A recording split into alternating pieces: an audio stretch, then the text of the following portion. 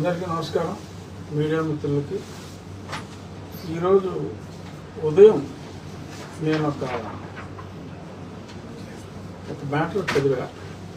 అదేంటంటే రాజేష్ మొన్నటి వరకు తెలుగుదేశం పార్టీ అధికార ప్రతినిధి, నాకు చక్కటి పరిచయం ఉన్న వ్యక్తి. ఆ మధ్యన కొన్ని ఇష్యూస్ జరుగుతున్నప్పుడు ఒకసారి మాట్లాడాలి అని అంటే వెల్కమ్ చేశాను. తర్వాత మరి ఆయన చాలా బిజీగా ఉన్నందువల్ల ఎందువల్ల కలవలేదు. కానీ సడన్గా నిన్న ఈరోజు ఉదయం ఒక మ్యాటర్ చదివా వాకింగ్కి వెళ్ళే ముందు. సరే ఏముందిలే, వేరే నీల్ కుమార్ లాగా మాట్లాడారు అని తీసి పడేయటం, అలా తీసి పడేయవలసిన వ్యక్తి కాదు. కనుక నాకు బాగా పరిచయం ఉన్న వ్యక్తి, అలాగే మరి సమాజంలో కూడా మరి కాస్త గౌరవం ఉన్న వ్యక్తి అని నా అభిప్రాయం. సో ఆ అభిప్రాయంతో మరి సమాధానం దాంట్లో నిజం ఉంది అని కూడా చాలామంది అనుకునే అవకాశం ఉంది. కొంతమంది అతనితో ఎవరైనా చెప్పించారా అని కూడా అనుకునే అవకాశం ఉంది. ఎస్, నేను కూడా అలా అనుకునే అవకాశం లేదు అని త్రోసిపుచ్చలేం. ఒకసారి మరి కొన్ని ప్రశ్నలు, సుమారు 11 ప్రశ్నలు ఆయన అడిగారు రాజేష్ గారు. సో ఆ 11 ప్రశ్నలకి సమాధానం చెప్పటం నా బాధ్యతగా భావించి, అంటే ప్రతి కోన్కెస్గా గొట్టంగాడు అడిగిన వాటికి నేను చెప్పను.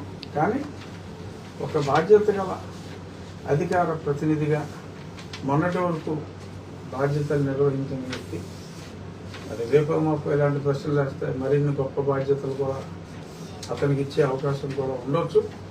సో కాబట్టి సమాధానం చెప్పవలసిన బాధ్యత నా మీద ఉందని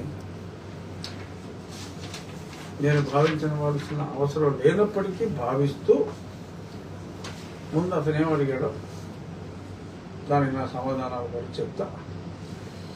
స్టార్టింగ్, ట్రిపుల్ గారు గతంలో వైసీపీ ఎంపీ, ఆయన్ని నియోజకవర్గానికే కాదు రాష్ట్రంలో అడుగు పెట్టనివ్వలేదు జగన్. Yes, correct. అంతేకాదు వైసీపీ వాళ్ళు ఆయన్ని వేలాడదీసి కొట్టి చంపాలని చూశారు, నీచంగా తిట్టారు. ఇది ఎస్, వేలాడదీయలేదు, బట్ పడుకోబెట్టి కాలు కట్టి చేతులు పట్టుకొని కొట్టారు, నీచంగా తిట్టారు, కరెక్టే. అయితే ఇప్పుడు ట్రిపుల్ గారు టీడీపీ ఎమ్మెల్యేగా గెలిచారు, ఇది నిజమే రాశారు. డిప్యూటీ స్పీకర్ అయ్యారు, ఎస్, ఇది నిజమే. ఇక్కడి నుంచి మొదలైనండి. ఇప్పటి వరకు ట్రిపుల్ గారు జగన్ గారిని ఒక్క మాట అనలేదు, ఎందుకని? అర్థమైందా బాబు? విన్నారా? ఇప్పటి వరకు ట్రిపుల్ గారు జగన్ గారిని ఒక్క మాట అనలేదు, ఎందుకని? సో ఇక్కడ మనం చర్చించవలసింది, ఇప్పుడు జగన్ గారు ఎవరు? జగన్మోహన్ రెడ్డి గారు ముఖ్యమంత్రిగా ఉన్నప్పుడు ఆయన చేసిన రుణాల గురించి కానీ, ఆయన చేసిన దారుణాల గురించి కానీ, రుణాలు దారుణాలు అన్నీ నేను ఈ సోకాల్డ్ వ్యక్తులు ఎవరో కూడా కూర్చున్నప్పుడు 4 సంవత్సరాలు, అంటే 2020 ఏప్రిల్ నుంచి స్ట్రాంగ్గా మొదలుపెట్టారు. దాని ముందు సన్నగా భాష గురించో దేవాలయం గురించో మాట్లాడినప్పుడు వాళ్ళు నొచ్చుకున్నారు, నన్ను డిస్క్వాలిఫై చేయాలని ఏప్రిల్లో లేఖ రాశారు. ఆ తర్వాత నేను రచ్చబండ రూపంలో తనను ఓడించే వరకు మాట్లాడుతూనే ఉన్నాను. 2 సంవత్సరాలు నేను ఒక్కనే మాట్లాడాను. 2 సంవత్సరాల తర్వాత ఇంకొద్ది మంది మాట్లాడారు. కానీ ఓడించే వరకు నేను మాట్లాడుతూనే ఉన్నా. నా ఆశయం నెరవేరింది. జగన్మోహన్ రెడ్డి గారు ఓడిపోయాడు. నేను మాట్లాడినందుకు ఓడిపోయాడని అంటున్నా. ఆయన తప్పులు చేశాడు. తప్పుల్ని ఎవరొకరు చెప్తేనే 10 మందికి తెలుస్తుంది కాబట్టి అది 10 మందికి తెలియజెప్పడం ప్రారంభించిన వ్యక్తిగా నేను మాట్లాడాను. అయిపోయింది. ఎలక్షన్ అయిపోయింది. జగన్మోహన్ రెడ్డి గారు దారుణంగా ఓడిపోయారు. చంద్రబాబు నాయుడు గారు ముఖ్యమంత్రి అయిపోయారు. ఇంకా నేను జగన్మోహన్ రెడ్డి గారి గురించి మాట్లాడడానికి ఏముంటుంది? ఏమని మాట్లాడాలి? అయిపోయింది కదా. ఆయన చేసిన తప్పులకి ఆయన ఓడిపోయాడు. ఇంకేమని మాట్లాడతాం? అయినప్పటికీ ఒక బాధ్యత గల ఎమ్మెల్యేగా, మరి అప్పటి వరకు పరిపాలించిన పార్టీకి అధ్యక్షుడిగా, ఏకైక ప్రతిపక్ష పార్టీ హోదా లేనప్పటికీ రాకపోతే డిస్క్వాలిఫై అయ్యే ప్రమాదం ఉంది కాబట్టి కంపల్సరీగా ప్రజాస్వామ్య విలువల కోసమైనా రావాలి. రాకపోతే రూల్స్ ప్రకారం ఇన్ని రోజులు దాటితే పదవి పోతుంది అని చెప్పా. చాలా స్పష్టంగా చెప్పా. నా కేసు ఉంది. రేపు నా పుట్టినరోజు, రేపుకి 5 సంవత్సరాలు అవుతుంది. ఆ కేసులో జగన్మోహన్ రెడ్డి గారు 3వ ముద్దాయిగా ఉన్నారు. 1వ ముద్దాయిని ఇప్పుడు దాకా ఒకసారి ఏదో పిలవకపోతే మరీ ఎబ్బెట్టుగా ఉంటుంది అన్నట్టుగా 2-3 గంటలు మాట్లాడి పంపేశారు. రాయలుగా వచ్చి రాయలుగా వెళ్ళిపోయాడు. 2వ అసలు పిలవలేదు, 3వ పిలవలేదు. వచ్చేవాళ్ళ వల్ల అరెస్ట్ చేశారు. సో ఆ నత్తనడక నేను ఎన్నోసార్లు ప్రశ్నించా. మీ మీడియా ముందే ప్రశ్నించా. ఏం చేస్తున్నారు? నా కస్టోడియల్ టార్చర్ కేసుని నేను వదిలేలా. జగన్మోహన్ రెడ్డి, సునీల్ కుమార్ వీళ్ళు ఉన్నారు అందులో. అది నేను వదలకుండా పట్టుమొదలని విక్రమార్కుల్లాగా అడుగుతూనే ఉన్నా, రోధిస్తూనే ఉన్నా. అది నత్తనడక సాగుతూనే ఉంది. నేనే ఆ కేసు విత్డ్రా చేసుకోవాలా? అది విచారించవలసింది ఎవరు? ఇప్పుడున్న ప్రభుత్వం. అలసత్వం ఎవరిది? నేనేమి వెనక్కి తగ్గల, మాట్లాడుతూనే ఉన్నాను. బట్ జగన్మోహన్ రెడ్డి గారు గతంలో తప్పు చేశాడు అని చెప్పి ఇప్పుడు నేను మాట్లాడటానికి అర్థం ఉండాలి కదా. నేను ఉప సభాపతి స్థానంలో ఉన్నాను. Jaganmohan Reddy is my MLA. ఎందుకంటే నేను ఈ పదవిలో ఉన్నప్పుడు సభ జరుగుతున్నంతసేపు ఎట్టి పరిస్థితుల్లోనూ నాకు పార్టీకి సంబంధం ఉండదు. తర్వాత కూడా డైరెక్ట్గా ప్రత్యక్షంగా పార్టీ రాజకీయాల్లో పాల్గొకూడదు. డైరెక్ట్గా నేను పార్టీ రాజకీయాల్లో మహానాడులు ఇటువంటి వాటికి అవసరం లేదు. నేనేమి రాష్ట్ర పార్టీ అధికార ప్రతినిధి అసలు పార్టీలో ఎటువంటి పదవి నాకు ఉండటానికి వీలు లేదు. అంటే ఇచ్చి వల్ల లేదు, అది వేరే విషయం. అసలు నేను ఉండటానికే వీలు లేదు. ఎందుకంటే రాజ్యాంగబద్ధ పదవిలో నన్ను చంద్రబాబు నాయుడు గారు ఉంచారు. ఆ గౌరవం నాకు ఇచ్చారు. నేను కోరుకునేది గౌరవం కాబట్టి రోగికి కావాల్సిందే డాక్టర్ ఇచ్చాడు. హ్యాపీగా ఉన్నాం. బట్ ఇక్కడ నేను ఒక స్థాయిని దాటి రాజకీయాలు మాట్లాడటానికి లేదు. నేను ఎప్పుడు మాట్లాడినా రాజ్యాంగం గురించి మాట్లాడుతున్నా, చట్టం గురించి మాట్లాడుతున్నా. రాజ్యాంగం గురించి మాట్లాడే బాధ్యత నాది. ఎందుకంటే రాజ్యాంగబద్ధ పదవిలో ఉన్న వైలేషన్ జరిగినప్పుడు మాట్లాడాలి. నేను రిప్రజెంట్ చేసేది చట్టసభ. శాసనసభ అంటే చట్టాలు చేసే సభ. చట్టసభలో చట్టాలు చేసే సభలో నేను వైస్ ప్రిన్సిపాల్గా ఉన్నాను కాబట్టి, అంటే ప్రిన్సిపాల్ అంటే కంపారిజన్ చెప్తున్నా. ప్రిన్సిపాల్ గారు మా స్పీకర్ గారు అంటే ఈజ్ మై బాస్. నాకు స్పీకరే బాసు. నాకు వేరే బాసులు ఉండరు ఈ పదవిలో ఉన్నంతకాలం. సో నేను ఉన్నప్పుడు ఒక ప్రిన్సిపాల్ ఆర్ ఒక క్లాస్ టీచరు విద్యార్థులందరినీ ఎలా సమానంగా చూడవలసిన బాధ్యత ఉందో నాకు జగన్మోహన్ రెడ్డి గారు కూడా ఒక ఎమ్మెల్యే. నేను అందరు ఎమ్మెల్యేలని గౌరవించినట్టు గౌరవించవలసిన బాధ్యత ఉంది. రాజకీయాల్లో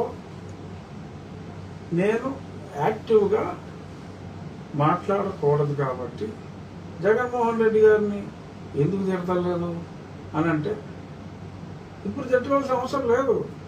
జగన్మోహన్ రెడ్డి ప్రభుత్వంలో లేడు, తిట్టవలసిన అవసరం లేదు.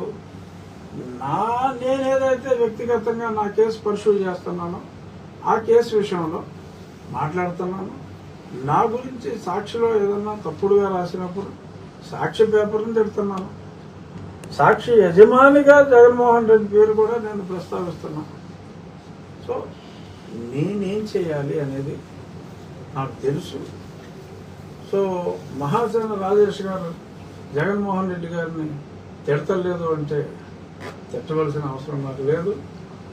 తిట్టమంటే తిట్టను, తిట్టొద్దంటే వ్యక్తిగతంగా నాకేదన్నా చేసినప్పుడు నేను మానను. కానీ గతంలో జగన్మోహన్ రెడ్డి ముఖ్యమంత్రిగా ఉన్నప్పుడు ఇప్పుడు తప్పు చేశాడు, అవన్నీ గత స్మృతులన్నీ ఫ్లాష్ బ్యాక్ల్లోకి వెళ్ళిపోయి, ఇదే సినిమా కాదు కదా ఊరికైనా మాట్లాడితే ఫ్లాష్ బ్యాక్ వెళ్ళి చూపెడతాడు.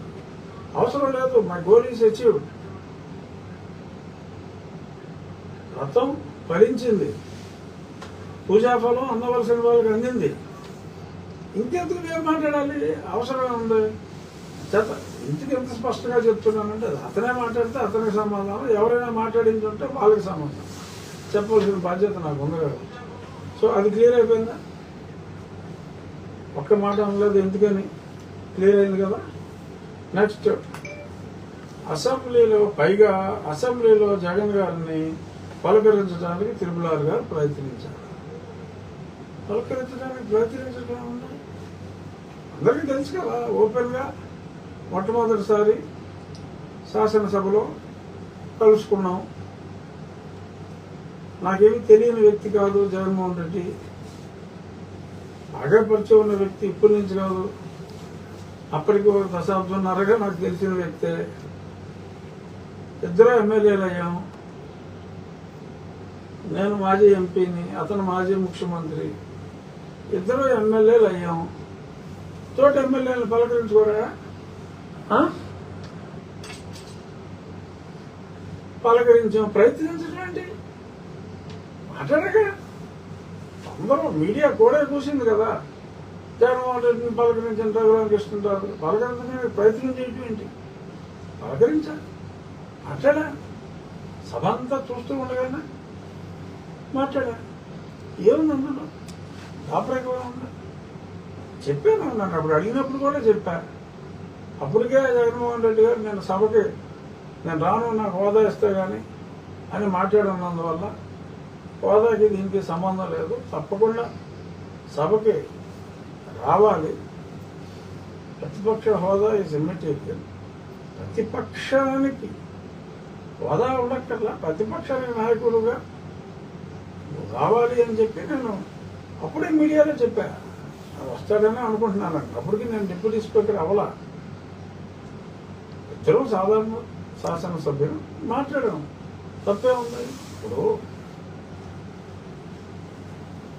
స్టాలిన్ ఇంటికి వెళ్ళాడండి విజయ్, నిన్న వెళ్ళి నమస్కారం పెట్టి వచ్చాడు. అది సంస్కారం.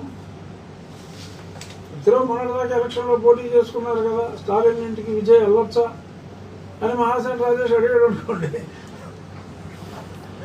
సరే విజయ్ సమాధానం చెప్పలేదు, వేరే విషయం. రాజేష్ నాకు తెలుసు కాబట్టి నేను సమాధానం చెప్తున్నా. సో అలా ఉంటుంది అన్నమాట. ట్రిపుల్ ఆర్ ఇంకోటి. నెక్స్ట్ ట్రిపుల్ ఆర్ గారిని నీచంగా తిట్టిన విజయసాయి రెడ్డి గారితో ఇష్టంగా మాట్లాడుతున్నారు. ఏముంది, ఇందులో కలిసినప్పుడు మాట్లాడుకుంటాం. ఎన్నోసార్లు చెప్పా, విజయసాయి రెడ్డి మాట్లాడింది ఆడెవడో పురుషోడు ఉన్నాడు, ఇప్పుడు ఆడపెట్టింది నా గొడ్డు దాకా వస్తాడు నుంచుంటే ఆడి మాట్లాడించింది ఆడే పెట్టాడని చెప్పి కూడా చెప్పా. నాకు తెలుసు జరిగింది ఏంటో, అతను నిమిత్త మాత్రుడని నాకు తెలుసు. ఎవడో మాట్లాడించాడు, ఎవడో రాశాడు, పెట్టాడు, అది నాకు తెలుసు. సో లేదు అతనే పెట్టినా కూడా అలాగా గుర్తెట్టేసుకుని ఇంకా మనుషులు అన్న వాళ్ళతో రిలేషన్ చంపేసుకుంటావా? సింపుల్ కామన్ సెన్స్ అమ్మా. నువ్వు నన్ను తిట్టావు ఇదివరకు, నేను నిన్ను చూసి మొహం పక్క తిప్పుకుని వెళ్ళిపోయాను అనుకో, నువ్వు కొంత ఫీల్ అవుతావు. బాగున్నావా అని ఇప్పుడు నీకన్నా నేను కొంచెం పెద్ద హోదాలో ఉండి బాగున్నావా అని చెప్పి నేను పలకరించాను అనుకో, ఇంకెక్కువ బాధపడతాను. అరే నేను ఇలా చేశాను రా బాబు వీడికి అని బాధతో పాటు సిగ్గు కూడా పడతావు. సో అంచేత నీకెవడో ఎప్పుడో ఏదో చేశాడని చెప్పి నువ్వు ఒక బాధ్యత గల పదవిలోకి వెళ్ళిన తర్వాత అవతల వ్యక్తిని నువ్వు ఏసరించుకుంటున్నా, నువ్వు ప్రేమగా చూస్తే అవతల వాళ్ళు పశ్చాత్తాపం కూడా వస్తుంది. అది మంచి పని. అంచేత ఎప్పుడో గతంలో మరి అలా అనుకుంటే నేను యువజన శ్రామిక రైతు కాంగ్రెస్ పార్టీలో ఫస్ట్ ఇదే డిఫర్ అయ్యి బయటికి అఫీషియల్గా బయటికి రాలేదు, కానీ అతనే రాశాడు కదా రాష్ట్రాల్లోకి రానివ్వలేదని. అది నిజమే కదా. సో నెట్టివేయబడ్డాను కదా. ఇప్పుడు 10 రోజుల ముందు అదే పార్టీ నుంచి, లేదా నెల రోజుల ముందు అదే పార్టీ నుంచి వచ్చిన వాళ్ళు మంత్రివర్గంలో ఉన్నారా? ఎంపీలుగా ఉన్నారా? మరి వారికి మంత్రి పదవి ఎందుకు తీసుకున్నావు నువ్వు అని వారిని అడిగాడా రాజేష్? వారికి ఎందుకు ఇచ్చారు అని ఇచ్చిన వారిని అడిగాడా రాజేష్? అనవసరం. ఇది అసలు అసంబద్ధమైన డిస్కషన్ అన్నమాట.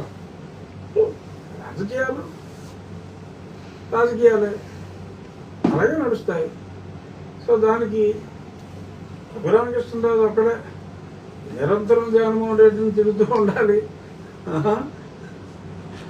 ఆయనకి తిరుగుతూ ఉంటాడు. వారికి ఎటువంటి పదవులు, రాజ్యాంగబద్ధ పదవులే తప్ప వేరే ఏం ఉండకూడదు. అప్పుడు జగన్మోహన్ రెడ్డి గారి పంచన ఉన్న వాళ్ళు ఆఖరి నిమిషంలో ఇటు వచ్చేసినప్పుడు వారికి పదవులు ఇచ్చి వాళ్ళు కలిసి ఉంటే తప్పు లేదు. ఒకప్పుడు రెబల్ రఘురామకృష్ణరాజు, జగన్మోహన్ రెడ్డి మీద రెబల్ రఘురామకృష్ణరాజు ఎల్లకాలం జగన్మోహన్ రెడ్డి మీద రెబల్గా ఉండాలి అని కోరుకోవటం.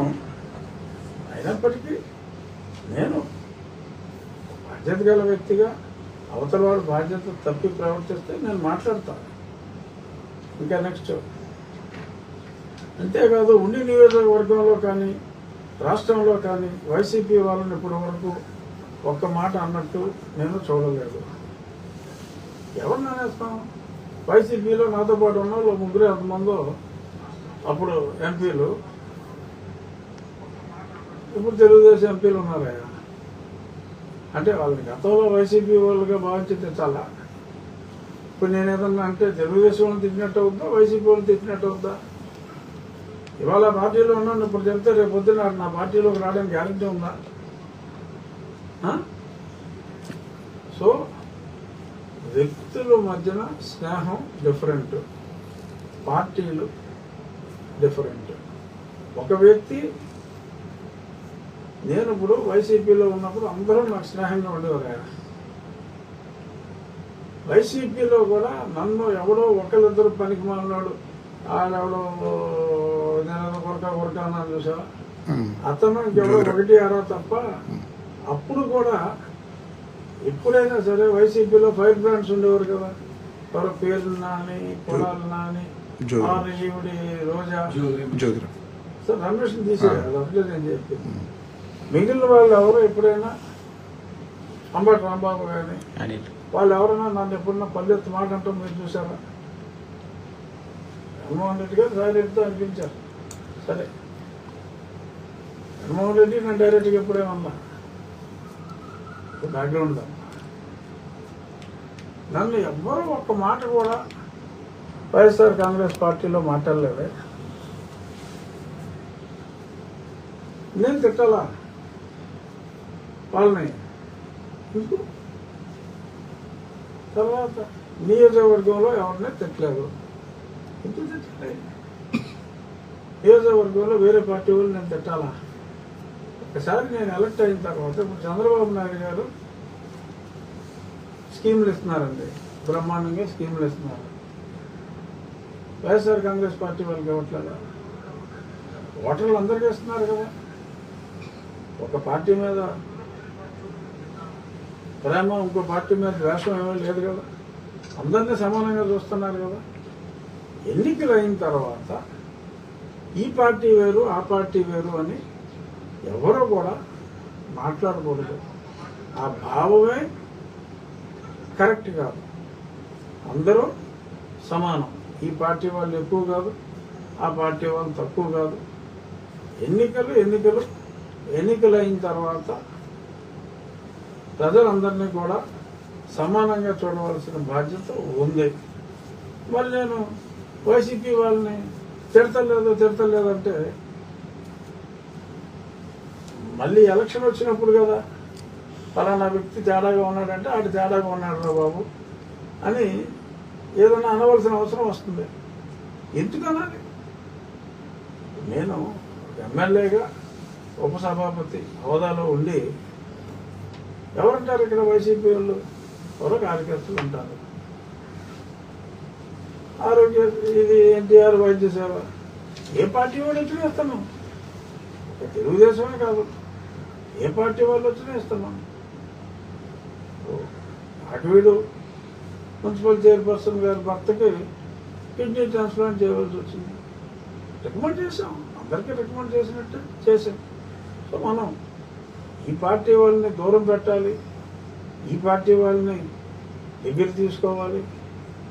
పార్టీ వాళ్ళని దగ్గర తీసుకుంటాం ఖచ్చితంగా, బట్ వేరే వాళ్ళని దూరం పెట్టాం. సో వేరే వాళ్ళని తిట్టాలి అని సూచించటం, రేపు మాపు రాజకీయాల్లో యాక్టివ్ రోల్ ప్లే చేయాలి అనుకునే వాళ్ళకి అది సమంజసం కాదు. అలాగే నాకు సీట్ ఇవ్వలేని చంద్రబాబు పోలవరం కడతానంటే ఎలా నమ్మాలి అని ఎలక్షన్స్ ముందు సిబిఎన్ గారిని పబ్లిక్గా విమర్శించారట. ఎస్, నేను మాట్లాడాను మాట మీడియాలో నిజం. ఇప్పుడు ఇతను ఎందుకు మాట్లాడుతున్నాడు దాని గురించి? ఏంటి దీని అంతరార్థం? నాకైతే అర్థం కాల. నేనేమి అన్నమాట నేను అనలేదు అని నేను ఎప్పుడూ అన్నాను. ఎస్, అప్పుడు మాట్లాడిన మాట నిజం. ఎందుకంటే ఆయన సర్వశక్తి సంపన్నుడు. ఆయన నాకు సీటు ఇచ్చాడు, ఆయన పోలవరం కట్టాడు. రేపు 27వ తారీఖు జూన్ ఓపెన్ చేస్తానని చెప్పారు కదా చంద్రబాబు నాయుడు గారు. నాకు సీటు ఇచ్చారు కదా, నన్ను ఉపసభాపతి చేశారు కదా. ఇవాళ అన్నీ సాధించి ఎక్స్ట్రా నిధులు కూడా సాధించి రేపు 27 జూన్ నాటికి మొదటి దశ జాతికి అంకితం చేస్తానని చెప్పారు కదా. 2 అని కదా. ఇప్పుడెందుకు దాని గురించి మాట్లాడతాం? అది వాళ్ళ సంస్కారానికి వదిలేస్తున్నా. భీమవరంలో ఒక డిఎస్పీ గారి విషయంలో పవన్ కళ్యాణ్ గారి నిర్ణయానికి వ్యతిరేకంగా పబ్లిక్గా స్టేట్మెంట్ ఇచ్చారు త్రిపులార్ గారు.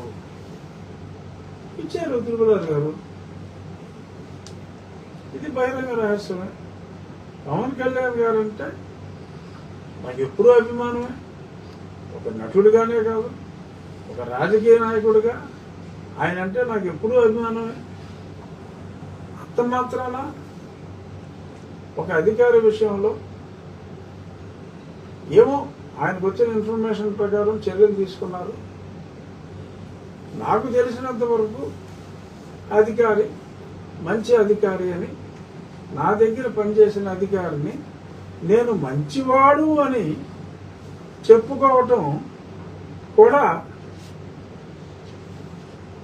తప్పు అన్నట్టుగా ఒకళ్ళు మాట్లాడటం. పైగా అదే పవన్ కళ్యాణ్ గారి విషయంలో అదే వ్యక్తి అర్థం కదా, అదే వ్యక్తి మాట్లాడటం మరింత ఆశ్చర్యం.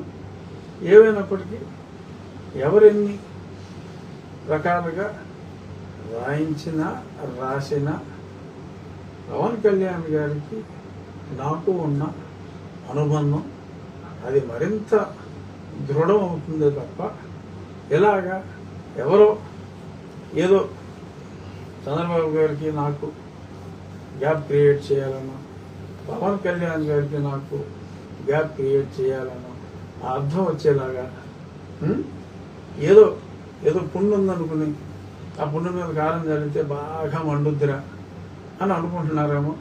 అక్కడ పుండు లేదు. అవతల వాడు జల్లించిందో జల్లాడో తెలియదు నాకు. ఎవరన్నా జల్లించారో అది పెద్ద కారమో కాదు. దాన్ని నేను మమకారంగానే భావిస్తాను. ప్రజలు దాన్ని వికారంగా భావించకుండా చూసుకుంటే మంచిదని చెప్పి తెలియజేస్తున్నా. ఇక మెయిన్ ఇష్యూ కూటమి ఎమ్మెల్యేగా త్రిపురార్ గారు ఇప్పుడు ఒక కులాన్ని మతాన్ని టార్గెట్ చేసి విమర్శిస్తున్నారు.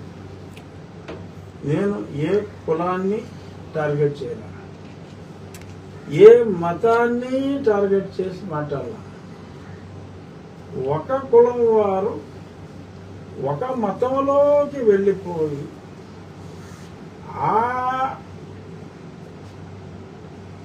ఆ కులాన్ని మతాన్ని ఒకటి చేసి రాజ్యాంగం నిషేధించిన విషయాన్ని రాజ్యాంగం ఎవరో నిషేధించటానికి, ప్రెసిడెంట్ ఆఫ్ ఇండియా ఎవరో ఇటువంటి ఆర్డర్ ఇవ్వటానికి, ప్రెసిడెన్షియల్ ఆర్డర్ ఇవ్వటానికి అని మాట్లాడుతుంటే దాన్ని రాజ్యాంగ పదవిలో ఉన్న వ్యక్తిగా దానిని నేను ఖండించాను. దాన్ని తర్వాత ఇష్యూ ఉంది, అది అయ్యాక ఈ ముందు ఇష్యూని కూడా జస్ట్ 2 నిమిషాలు విశదీకరిస్తాను. ఆకువీడు రామాలయం విషయంలో అందరం త్రిపురార్ గారికి సపోర్ట్ చేశాం.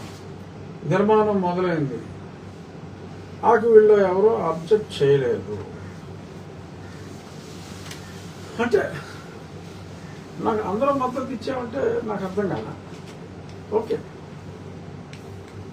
అక్కడ కత్తులు వేసుకొచ్చారు, అందరూ చూశారు, వీడియోలు ఉన్నాయి.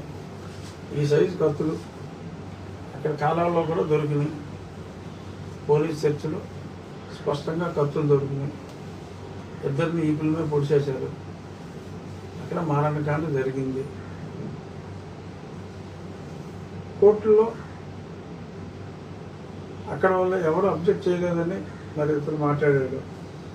4 సార్లు వరుసగా కోర్టుల్లో పిటిషన్ వేశాడు జడ శ్రావణ్ కుమార్. అక్కడ స్థానికుల పేర్ల మీదే 4 పేర్ల మీద వేశారు. వారి శాయశక్తులా ప్రయత్నించారు. ఆ రోజు కూడా నిరసనలు తెలియజేయడానికి ఎక్కడెక్కడి నుంచి ఎవరో వచ్చారు, ఎంతోమందిని అదుపులోకి తీసుకున్నారు. ఇవన్నీ జరిగినాయి. కోర్టు దగ్గర నుంచి అనుమతులు తెచ్చుకున్నాం, ప్రభుత్వం దగ్గర నుంచి అనుమతులు తెచ్చుకున్నాం, కన్స్ట్రక్షన్ చేసుకుంటున్నాం. ఇందులో మరి ఎవరు సపోర్ట్ ఇచ్చారు అంటే ఎస్, న్యాయస్థానం నాకు సపోర్ట్ ఇచ్చింది. ఎందుకంటే న్యాయం ఉంది కనుక. ప్రభుత్వం అప్రూవల్స్ ఇచ్చినాయి. ఎందుకంటే అప్రూవల్ ఇవ్వడానికి అనుగుణంగా అన్నీ ఉన్నాయి కనుక. మరి సపోర్ట్ చేసామన్నదే అతను మాట్లాడింది న్యాయస్థానం తరఫున లేకపోతే ప్రభుత్వం తరఫున అనేది నాకు అర్థం కాల. ఏదైనప్పటికీ ఒకవేళ అతని సపోర్ట్ వలన ఈ నిర్మాణం జరుగుతుంది అని అతను అనుకుంటే thank you Rajesh, thank you very much. అదృష్ట శక్తిగా నువ్వు ఇచ్చిన సపోర్ట్కి నేను నీకు థ్యాంక్స్ చెప్తున్నా. ఏ రకంగా సపోర్ట్ చేసావో 10 మందికి తెలిసేలాగా చెప్తే ఇంకా ఎక్కువ సంతోషం. కానీ ఇప్పుడు ఈ టోటల్ ఎపిసోడ్లో రాజేష్ గారు రిలీజ్ చేసిన టోటల్ ఎపిసోడ్లో ఈ వెనకాల ఎవరైనా ఉండి ఇలా మీకు తెలుగుదేశానికి కానీ జనసేనకి కానీ గ్యాప్ పెంచే ప్రయత్నం ఏమైనా ఉందని మీరు భావిస్తున్నారా? అది నేను ముందే చెప్పాగా, అనుమానాలు రావటం సహజం. నాకు కూడా అలాంటి అనుమానాలు వచ్చినాయని. కానీ ఇప్పుడే ఇంకొకటి కూడా ఆయన రాత్రి పెట్టిన పోస్ట్ డిలీట్ చేశాను. దీన్ని నేను వివరణ ఇచ్చానని చెప్పి ఇప్పుడు పెట్టారు సార్ అది మీ నోటీస్కి వచ్చిందంటారా? ఏంటి నాకు తెలియదు. సరే ఇదిగోండి.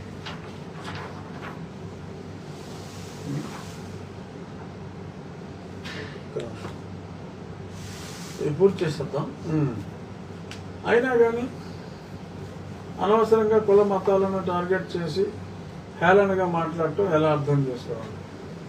అయ్యా, నేను ఏనాడు ఏ కులాన్ని తక్కువ చేసి మాట్లాడలేదు. మా దళిత హిందువులనే నేను మాట్లాడుతున్నాను. క్రిస్టియానిటీ గురించి అది అత్యున్నత మతం. ఆ మతం అంటే మాకు గౌరవం ఉంది. ఆ మతాన్ని, కులం లేని ఆ మతాన్ని అలాగే మీరు గౌరవించండి. ఆ కులం లేని మతానికి కులాన్ని ఆపాదించకండి అని చెప్పి ఆ మతం యొక్క విశిష్టతను నేను కాపాడండి అని చెప్పాను తప్ప ఇంకో రకంగా నేను ఆ మతాన్ని విమర్శించలేదు, వీరిని విమర్శించలేదు. నేను చెప్పిందల్లా మీకు ఆ హోదా ఉండదు. ఒకసారి షెడ్యూల్ ఆ క్లాసెస్లో పేర్కొనబడిన ఆ పర్టికులర్ కులం వారు మతం మారితే ఆ కులానికి స్పెసిఫిక్గా ఇచ్చిన బెనిఫిట్స్ వర్తించవు. ఎస్సీ అట్రాసిటీ చట్టం కావచ్చు, రిజర్వేషన్లు కావచ్చు, అది వర్తించదు అని నేను చెప్పడం జరిగింది. అందులో హేళనగా మాట్లాడటానికి ఏముంది? నన్ను వ్యక్తిగతంగా 2-3 కుమారులు వ్యక్తిగతంగా నా గురించి మాట్లాడినప్పుడు వారికి అర్థమయ్యే భాషలో నేను మాట్లాడవలసి వచ్చింది. ఇప్పుడు మీరు కోడికి మేత వేయాలండి, ఏమంటారు? కోడి ఇలా రా అని పిలుస్తారా? బొబ్బు బొబ్బు బొబ్బు అంటారు. లేదు, దాని భాష అదన్నట్టు మీ ఫీలింగ్. అంటే ఆ భాష దానికి అర్థం అవుతుందని మీ ఫీలింగ్. సో అలాగా కోడి అలా అంటుంది కాబట్టి కొంచెం అన్నట్టు మాట్లాడుతుంది కాబట్టి మీరు కూడా ఆ భాషలో మాట్లాడతారు. సో అంచేత ఆ భాష మాట్లాడే వారికి అర్థమయ్యే భాషలో మాట్లాడటం అనేది అదొక అలవాటు. సో అందుకని నన్ను ఒక రకమైన పదజాలంతో మాట్లాడే వారికి అదే పదజాలంలో నేను రిప్లై ఇస్తే మరి మూడో వ్యక్తి ఎవరో సంబంధం లేని వ్యక్తి బాధపడితే అది హేళనగా ఇంకెవరో భావిస్తే మరి దానికి నేనేమి చేయలేను. నా గురించి కూడా రకరకాలుగా వెయిడ్ క్వశ్చన్స్ కావచ్చు, ఏదో రకరకాలుగా సోషల్ మీడియాలో మాట్లాడుతూనే ఉంటారు. ప్రతి కోరికిస్కా గొట్టంగాడికి నేను చెప్పను. కొంతమంది ఎవరన్నా బాధ్యత గలవారుగా నేను భావించిన, బాధ్యత గలవారు కానప్పటికీ కూడా ఒక్కోసారి అపార్థం చేసుకునే బాధ్యత గలవారుగా నేను భావించిన వారికి, అటువంటి వారికి చెప్తాం. అట్టడే నేను ఇన్ఫాక్ట్ అది చూసిన వెంటనే నేను రాజేష్కి ఫోన్ చేశాను. ఫోన్ చేస్తే తను ఫోన్ లిఫ్ట్ చేయాలి మార్నింగ్. లేదంటే ప్రెస్ మీట్ కూడా పెట్టేవాడిని కాదు. ఇదే అతనికి ఒక కోరలుగానే చెప్పేవాడిని. సరే, 10 మంది ఆల్రెడీ చదువుంటారు కాబట్టి నేను ఇది ఇంత డీటెయిల్డ్గా చెప్పాల్సి వచ్చింది. ఈలోపు ఏంటి మీరు ఇంకోటి ఏదో ఇచ్చారు, ఎక్స్ట్రా ప్రశ్నలా లేకపోతే ఇప్పుడు దాని తర్వాత నిజంగా లాస్ట్ లైన్ అండర్లైన్ ఈ సమస్య త్రిపులార్ గారిపై వచ్చిన పోస్ట్ డిలీట్ చేశాను. బీజేపీతో సహా మాకు ఎవరితోనూ శత్రుత్వం వద్దు, న్యాయం కావాలి అంతే. న్యాయం ఎవరు చేసినా వారిని గుండెల్లో పెట్టుకుంటాం. ఒక్క నిమిషం. త్రిపులార్ గారిపై పోరాటం కాదు, మనం ఏకమైన పవర్లో ఉన్న సిబిఎన్ గారు, పవన్ కళ్యాణ్ గారు, లోకేష్ గారి దృష్టికి తీసుకెళ్లి న్యాయం అడగాలి. మెజారిటీ ఆకాంక్షలకి పెద్దల సపోర్ట్ ఎప్పుడూ ఉంటుంది. కానీ చాలామంది ఇది అదనంగా దళితులను రెచ్చగొట్టే జగన్ ఓటు బ్యాంక్గా మార్చాలని ప్రయత్నిస్తున్నారు. మరికొందరు త్రిపురార్ గారిపై పోరాడేస్తే ఈ సమస్యకి పరిష్కారం వచ్చేస్తుంది అన్నట్టు హడావిడి చేస్తున్నారు. నేను గ్రహించింది ఏంటంటే త్రిపురార్ గారిని ఎంత తిడితే ఆయన బలం అంత పెరుగుతుంది. త్రిపురార్ మాట్లాడేది 1950లో రాజ్యాంగంలో పెట్టిన రాష్ట్రపతి లెటర్ కోసమే. కనుక ఈయన్ని తిడితే ఈ ఆర్డర్ రద్దు అవుతుందా, అవ్వకపోగా గొడవలు పెరుగుతాయి, అవతల వాళ్ళకి పట్టుదల పెరుగుతుంది. కొన్ని కోర్టుకు వెళ్తే న్యాయం జరుగుతుందా, 50 నుండి వెళ్తూనే ఉన్నారు. కానీ రాజ్యాంగంలో ఆర్డర్ ఉండగా కోర్టులో మనకి న్యాయం జరగదు. ఈరోజు త్రిపురార్ అడుగుతున్నాడు, రేపు మరొకరు వస్తారు. ఈ ఆర్డర్ రాజ్యాంగంలో ఉన్నంతకాలం మనకి అవమానాలు తప్పవు. కనుక ఇది అన్యాయం అని అందరి మద్దతు కూడగట్టి అధికారంలో ఉన్న పెద్దల దృష్టికి తీసుకువెళ్లి శాశ్వత పరిష్కారం సాధించాలని ప్రయత్నం మొదలు పెడుతున్నాం. దీనికి శాశ్వత పరిష్కారం కావాలి అనుకునే వాళ్ళు ఇగోలు పార్టీలు పక్కన పెట్టి రండి, కలిసి పనిచేద్దాం. ఓకే, మంచిదే. నేను చెప్పింది కూడా ఇదే. నేనేమంటున్నాను, ఇప్పుడు రాజ్యాంగంలో ఇలా ఉంది, అలా ఉన్నంతకాలం దాన్ని ఫాలో అవ్వాలి. ఇది ఒక్క ఆంధ్ర రాష్ట్రంలో చంద్రబాబు నాయుడు గారు, పవన్ కళ్యాణ్ గారు, లోకేష్ గారు ఈ 3 పేర్లు రాశారు అధికారంలో ఉన్న వాళ్ళు. సో ఈ ముగ్గురు వల్లే కాదు, ఇది దేశవ్యాప్తంగా ఉన్న ఇష్యూ.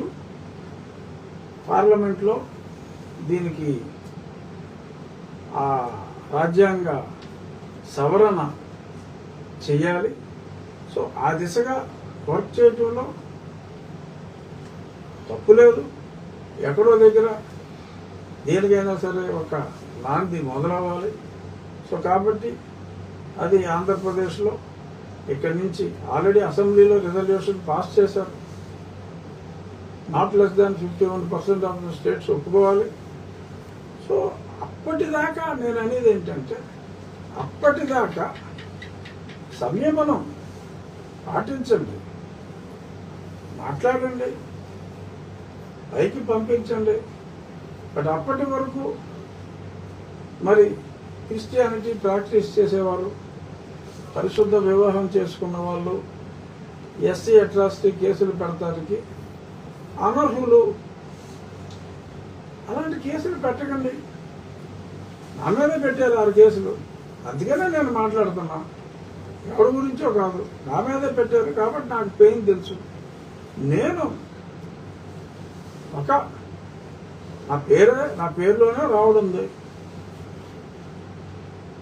నేను ఒక రాముడి గుడికి వెళ్ళాలి అనుకుంటే మరి గతంలో అక్కడ ఉన్న గుడికి వెళ్ళటానికి వీల్లేదు అని దాడి చేయడానికి వస్తే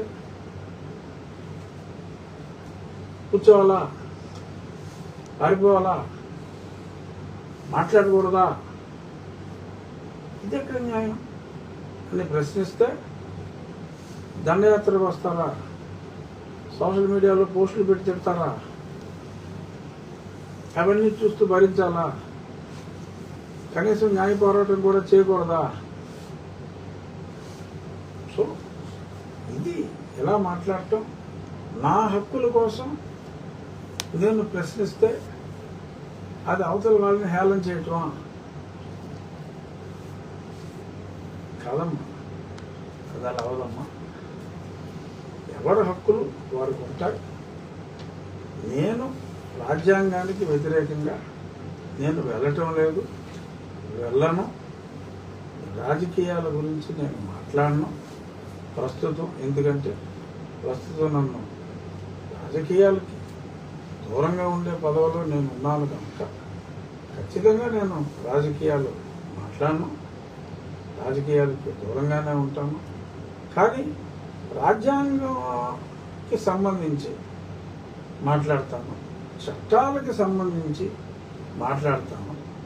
నా ఊళ్ళో దేవాలయాల నిర్మాణానికి అడ్డం వస్తే న్యాయ పోరాటం నేను ఖచ్చితంగా చేస్తాను.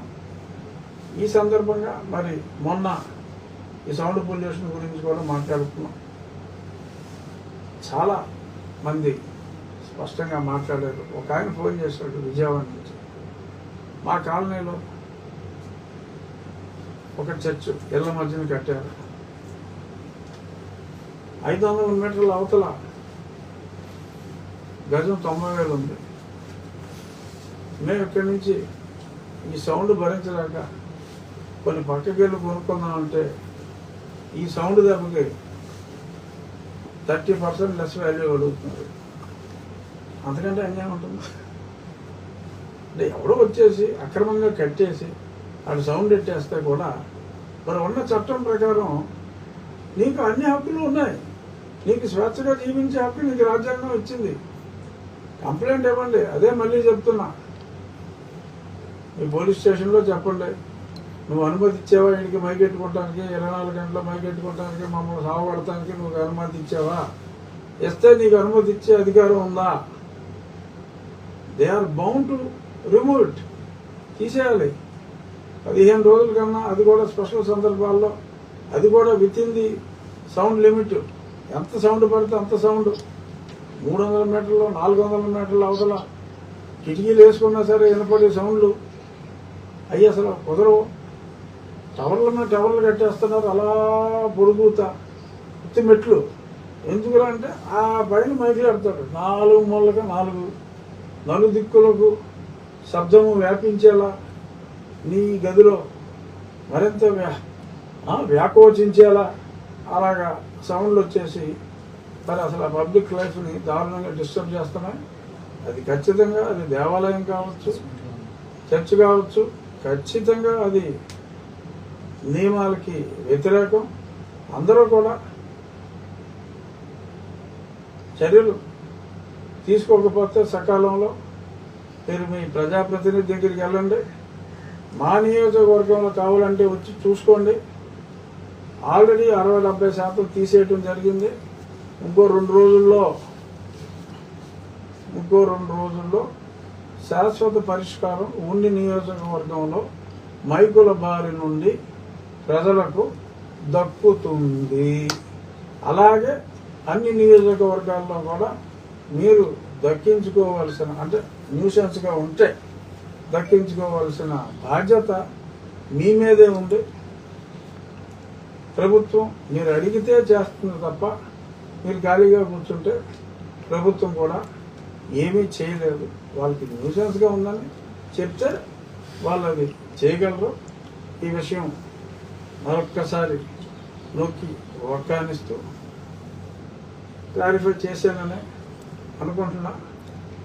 ఈ చుట్టుపక్కల ఉన్న నా అభిమానులకి రేపు నా పుట్టినరోజు సందర్భంగా నేను ఆర్కే రాధాకృష్ణ కన్వెన్షన్ సెంటర్లో అందరికీ కూడా నేను అందుబాటులో ఉంటాను. మార్నింగ్ 10 గంటల నుంచి నేను అందుబాటులో ఉంటాను. అక్కడ వచ్చిన వారికి విందు కూడా, మధ్యాహ్నం విందు కూడా ఏర్పాటు చేయటం జరిగింది అని ఈ సందర్భంగా తెలియజేస్తున్నాను. ఇంకేమైనా ప్రశ్నలు ఉన్నాయా? సార్ 5 సంవత్సరాలు అయింది కదా సార్ కస్టోడియల్ రచన మీకు అంటున్నారు కదా, ఇప్పుడు రోజు తీసుకున్నారు కదా, ఈ 6వ సంవత్సరం వచ్చింది. 6వ సంవత్సరంలో న్యాయం జరుగుతుంది అనుకుంటున్నారు సార్ మీరు? ఏమో మరి, ఎందుకంటే పోలవరం కూడా పూర్తయిపోతుంది ఖచ్చితంగా 2027 జూన్లో బాబు గారు చెప్పారు. ఆ 2027 జూన్లో పోలవరంతో పాటు మరి ఇది కూడా ఏదన్నా పూర్తి చేస్తారేమో అని నేనైతే ఆశాభావంతోనే ఉన్నాను. చూద్దాం. ఈ 5 సంవత్సరాలకి జరగలేదని చెప్పి మీ అభిమానం ఒక ఆయన ఒంట్లో ఆమర నిరాదీక్ష కూర్చున్నారు సార్. మరి ఆయన లేదు ఆయన కూర్చుంటాను అన్నారు. నేను కూర్చుంటాను అన్నారు. నేను వారితో మాట్లాడాను. ఒకసారి బర్త్డే సందర్భంగా మరి ఒక 10,000 మందికి భోజనాలు ఏర్పాటు చేయడం జరిగింది. అన్ని రకాల నాన్ వెజ్ తినేవాడికి నాన్ వెజ్ చేయడంతో మీరు నిరాహార దీక్షలు లాంటివి చేస్తే ఇక్కడ ఆహార దీక్షలో ఉండేవారికి చాలా ఇబ్బందిగా ఉంటుంది. సో దయచేసి మీరు ఖచ్చితంగా ఈ సంవత్సరం న్యాయం జరుగుతుంది. సో కాబట్టి మీరు అటువంటి ఆలోచన పెట్టుకోవద్దు అని చెప్పి, నేను సాధారణంగా కావాలని నిరాహార దీక్షలు చేయించే వాళ్ళని చూస్తారు. నేను ఆ టైప్ కాదు. దయచేసి నిరాహార దీక్ష చేయొద్దు, ఇటువంటి వాటి మీద నాకు అసలు నమ్మకం లేదు, వద్దు అని చెప్పి నేను ఆయన చెప్పడం జరిగింది. ఆయన చేయరనే నేను అనుకుంటున్నా. అందరూ వచ్చి చక్కగా భోంచేసి పోలవరం పూర్తయ్యేలోపు నా కేసు పూర్తి అవ్వాలని కోరుకోండి. నాకు అదే చాలు. Thank you.